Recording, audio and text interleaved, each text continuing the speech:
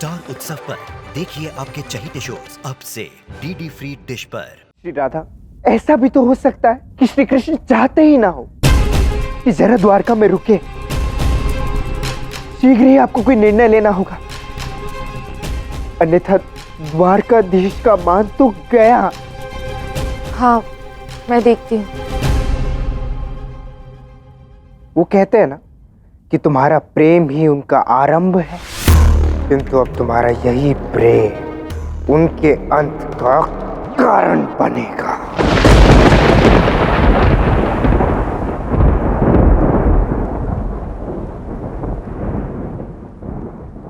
अरे वाह, आज मेरे लिए माखन लाई हो रहा था, खिला दो। नहीं मिलेगा माखन। क्यों माखन नहीं मिलेगा मुझे? कि ऐसा मैंने क्या पाप किया है? कहा ना नहीं मिलेगा। तुमने सोच समझ के जरा को ऐसा कार्य दिया जिससे वो लज्जित हो जाए, विवश हो जाए और वो कार्य कर ही ना पाए। कहाँ से लाएगा वो 108 नीलकमल? जरा ने मुझसे पूछा कि श्री राम ने ये शक्ति पूजन कैसे किया था। उसने कहा कि मैं ऐसे पूजा करना चाहता हूँ, तो मैंने बताया कि श्री राम की भांति पूजा करनी है तो ये सब करना पड़ेगा। तो वो ये कार्य नहीं कर सकता ना कृष्ण। यही सोचकर वो द्वारका से जा रहा है। तुमने उसके साथ छल किया है। मैं उसे नहीं जाने दूंगी इस प्रकार। कुछ तो करो कृष्ण। मैं क्या कर सकता हूँ राधे? अब यदि जरा ने निर्णय ले लिया है कि वो जाना चाहता है तो उसे जाने दो। तुम नहीं रोक सकते उसे, किंतु मैं रोक सकती हूँ।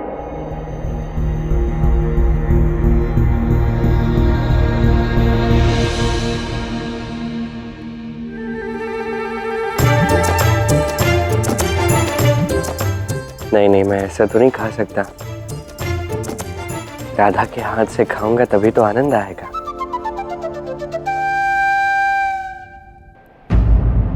कहाँ जा रहे हो जरा?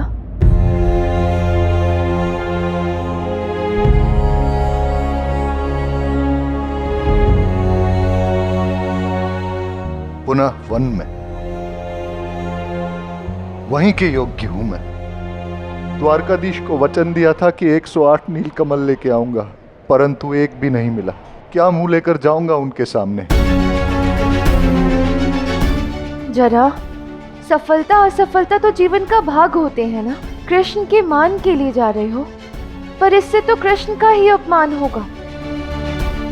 सोचो, द्वारकावासी क्या सोचेंगे? सब कहेंगे कि कृष्ण ने जानबूझकर जरा को ऐसी चुनौती दी जो वो पूर्ण ना कर पाए और यहाँ से चला जाए। ऐसा तो नहीं है, द्वारकाधीश ने ऐसा नहीं सोचा। ये तुम जानते हो, मैं मानती हूँ, पर द्वारकावासी तो नहीं मानेंगे ना। रुक जाओ ना जरा। कैसे? मैंने अपने गुरु को निराश किया है। अब पूजा श्री राम जी की विधि से नहीं हो पाएगी। क्षमा श्री राधे। मैं कहूंगा तब भी नहीं रुकोगे जरा?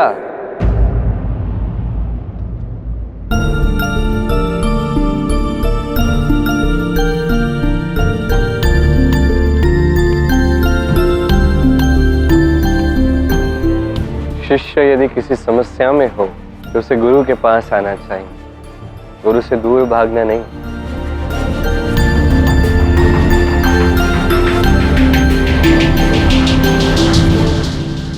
परंतु मेरे सामने समस्या नहीं,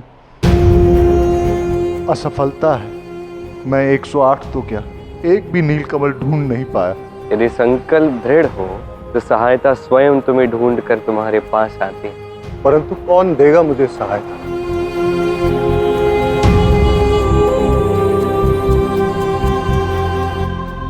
वही जो तुम्हें यहाँ रोकने आई।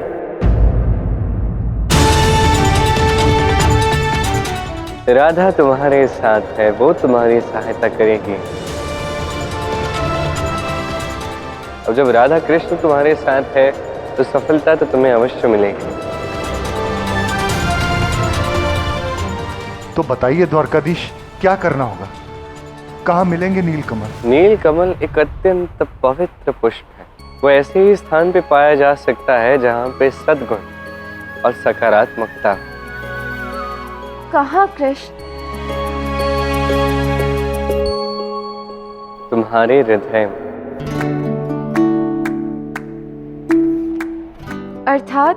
अर्थात अपने नेत्र बंद करो और देखने का प्रयास करो कि नील कमल के ये पुष्प है कहाँ, क्योंकि केवल तुम ही देख सकती हो राधा। अब केवल तुम ही बता सकती हो।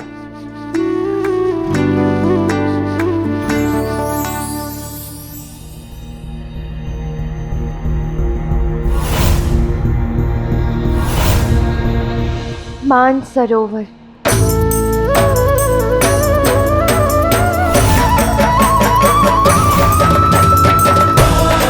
पुष्कर के ब्रह्म सरोवर में।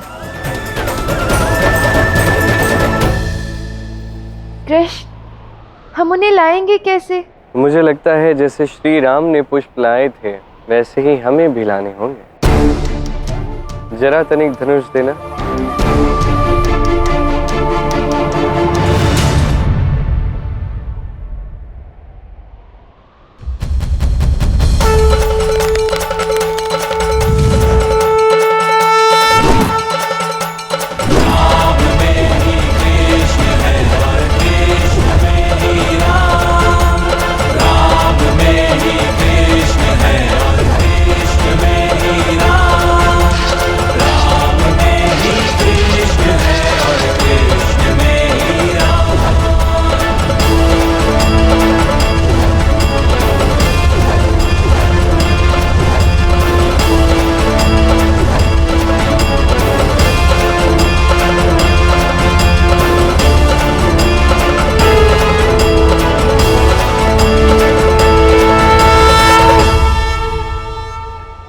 द्वारकाधीश, आपने तो ये कार्य ऐसा किया तो लगा जैसे आप ही श्री राम हैं।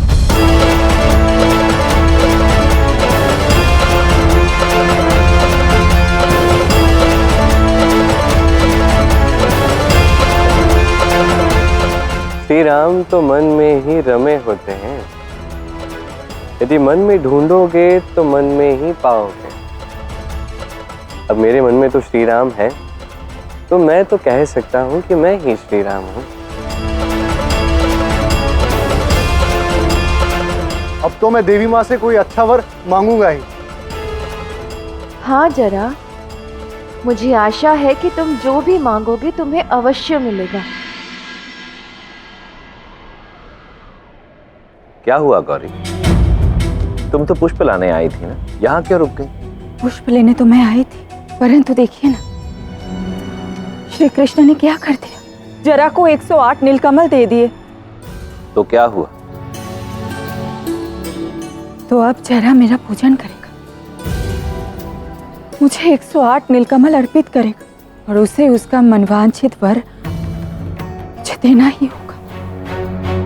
ना जाने क्या मांगेगा।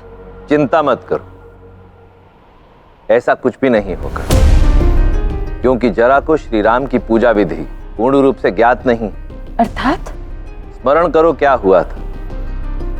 श्री राम ने पूजा के अंत में क्या किया था, कैसे दुर्गा प्रकट हुई थी। जरा को तो इस विषय में ज्ञान ही नहीं। और वैसे भी दुर्गा की शक्ति को जागृत करने के लिए जो बलिदान देने का साहस श्री राम ने दिखाया था, क्या जरा वो साहस दिखा पाएगा? यदि नहीं तो फिर तुम्हें उसे वरदान देने की कोई आवश्यकता भी नहीं पड़ेगी। सत्य कहा आपने महादेव। जरा श्री राम जैसा बड़ा बलिदान नहीं दे पाएगा।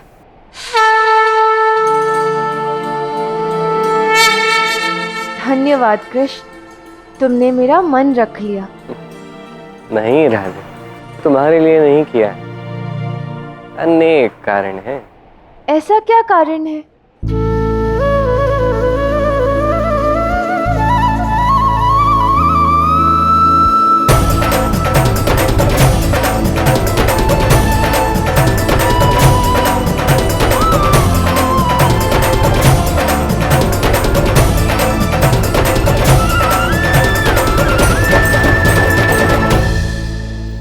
अच्छा,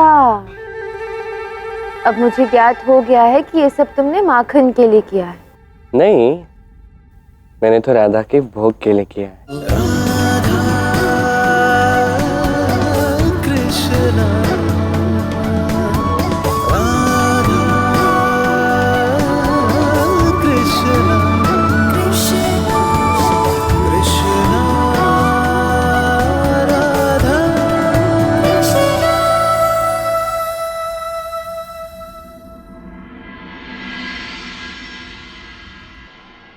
गुरुदेव,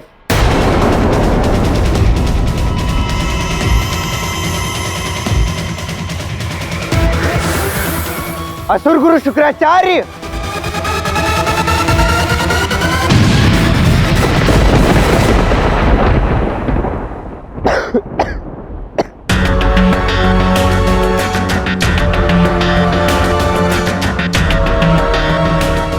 गुरुदेव क्या था वो? आप कुशल तो है ना? मैं आपको एक अत्यंत ही महत्वपूर्ण सूचना देने के लिए आया। मैं जानता हूं कि जरा को पुष्प प्राप्त हो गए हैं, उसकी पूजा सफल हो सकती है। और यदि उसकी पूजा सफल हो सकती है तो फिर उसे मां दुर्गा से वर मांगना होगा। किंतु वो श्री कृष्ण की मृत्यु का वर कैसे मांगेगा?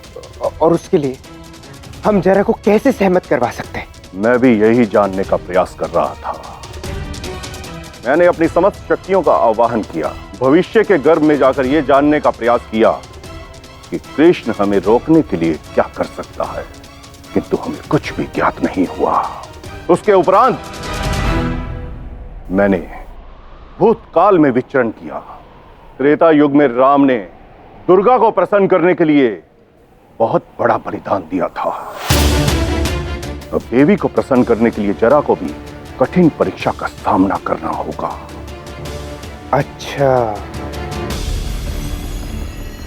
तो इसी कारणवश श्री कृष्ण ने जरा को वो 108 नीलकमल लाके दिए।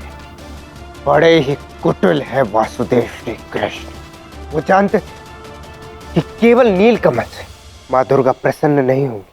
अब जरा देवी को प्रसन्न कर पाएगा या नहीं, ये कह नहीं सकते, किंतु तुम्हें सुनिश्चित होना पड़ेगा कि जरा द्वारिका में तब तक रहना चाहिए जब तक हम कृष्ण की मृत्यु के विषय में याद न कर लें। तुम जरा से मित्रता करो और उसे अपने संग मिला लो।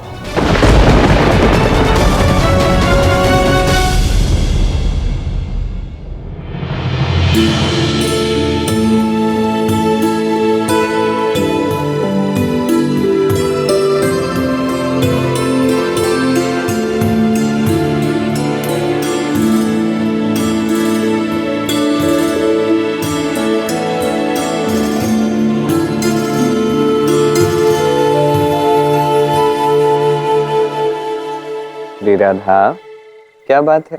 तब से पुष्पों की माला बनाने का प्रयास कर रही हो किंतु बन नहीं रही। मैं कब से वैसा ही हार बनाने का प्रयत्न कर रही हूँ जो मैं सीता के रूप में तुम्हें स्वयंवर में पहनाया था, किंतु वैसा बन ही नहीं रहा है। यदि अपनी शक्तियों का प्रयोग करो तो एक क्षण में माला बना सकती हो,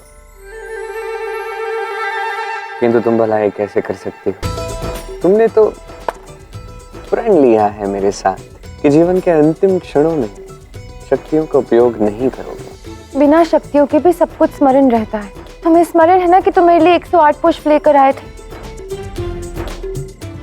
फिर तुम्हें क्यों स्मरण नहीं?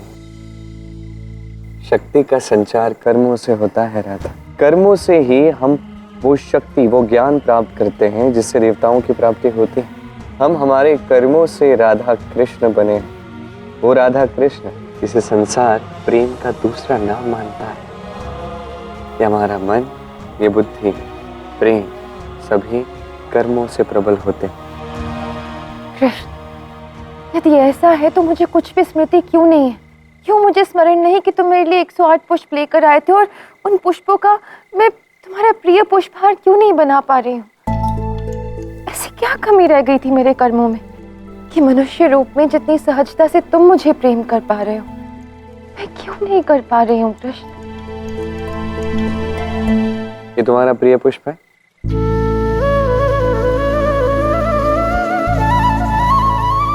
अब 3 क्षणों में अपने इस पुष्प को ढूंढ निकालो।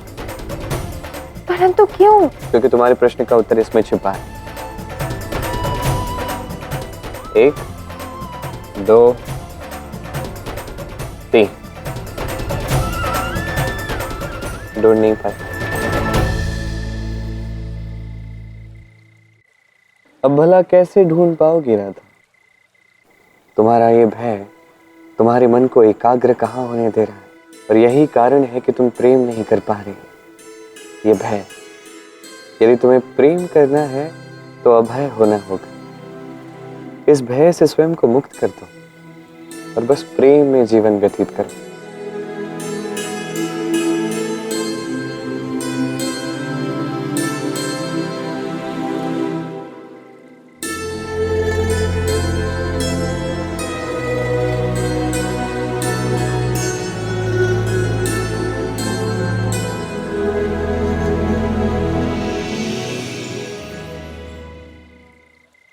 ये रही तुम्हारी माला।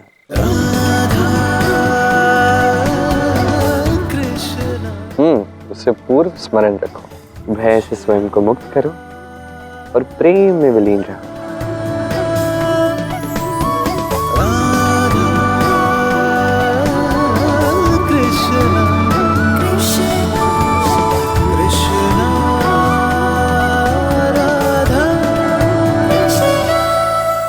सत्य कहा तुमने कृष्ण, तुम धैर्यवान हो, अभय हो, इसलिए तुम्हें सब कुछ स्मरण है।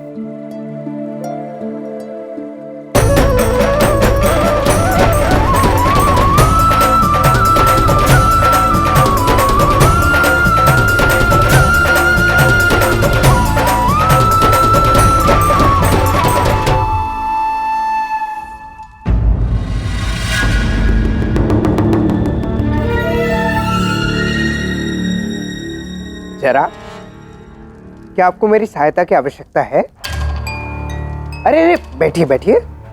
नहीं युवराज, बहुत छोटा सा कार्य है, केवल इन फूलों को समूह में ही तो रखना है। हाँ तो ठीक है, मैं भी आपकी सहायता कर देता हूँ। अंततः हमें तो एक ही राज्य के निवासी।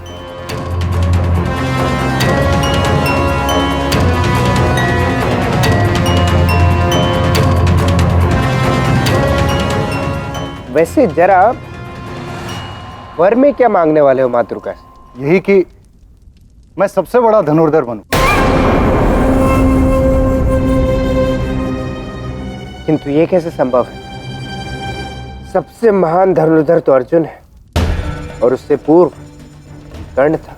तुम्हें क्या लगता है कि केवल वरदान मांगने से श्री कृष्ण तुम्हें एक महान धनुर्धर बनने देंगे? उचित कह रहे हैं आप, उन्होंने परिश्रम भी तो बहुत किया था ना। किंतु मुझे विश्वास है कि यदि तुम यहीं द्वारका में रुककर श्री कृष्ण के साथ और सीखोगे तो कदाचित तुम एक महान धनुर्धर अवश्य बन सकते हो। नहीं, ये उचित नहीं होगा। देखो, मैं जानता हूं कि तुम श्री कृष्ण से निवेदन नहीं कर सकते हो, इसीलिए तुम उनसे ये कहना कि तुम यहीं रुककर द्वारका के मंत्री बनना चाहते हो।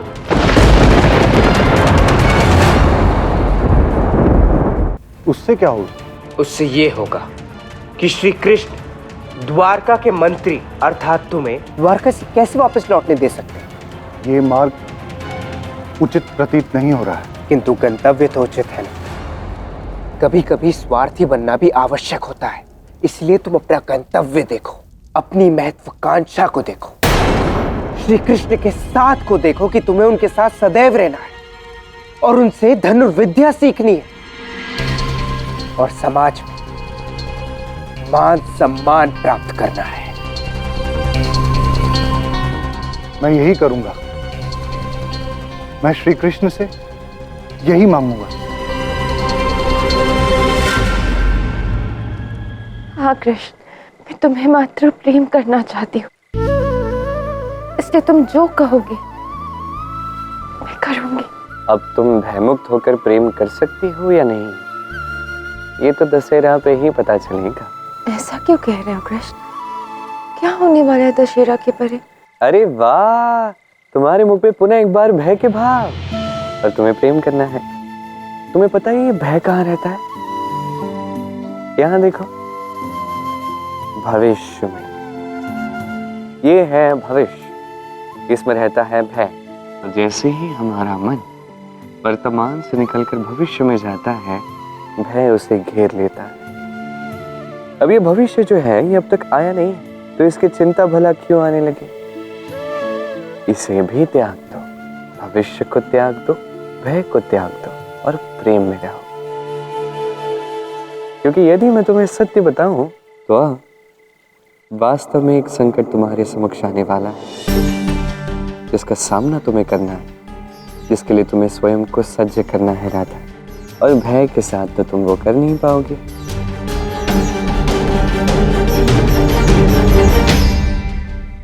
हाँ कृष्ण, अब भले ही कोई भी संकट आ जाए, मैं उसका सामना अवश्य करूंगी और अभय होकर तुमसे प्रेम करूंगी।